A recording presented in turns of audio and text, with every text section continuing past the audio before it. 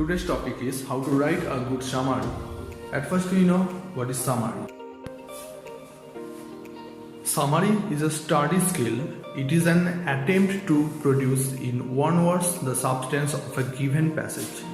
The summary will inform the reader of all the main points and the overriding theme of the larger piece of work. Now we know how to write a good summary. Read the passage carefully several times to underline the general meaning of the passage. Next, underline the important points or ideas in the passage.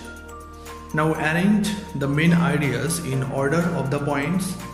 The summary should be a regular, connected piece. There is no hard and fast rule about the length of the summary. It should be half of the original passage.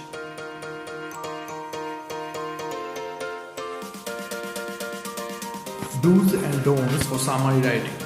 Do's.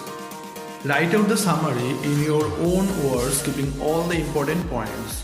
Use indirect speech. Use only third person such as the writer, the narrator, the author. Write out the summary in short and simple sentences. Use single words for group of words or one word substitution. Don'ts. Do not add any information which is not given in the passage.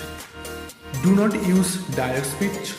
Avoid first and second person such as I, you. Omit all ornamental languages, similes and unnecessary details. Avoid big words and group of words. And at last, revise your draft and complete it with the original. And final tips. While writing a good summary, you make a rough draft where you can. If necessary, change words, phrases and uses. When you have made your final draft, revise it, read it and correct any mistakes in spelling, grammar and punctuation. Then cross the rough draft.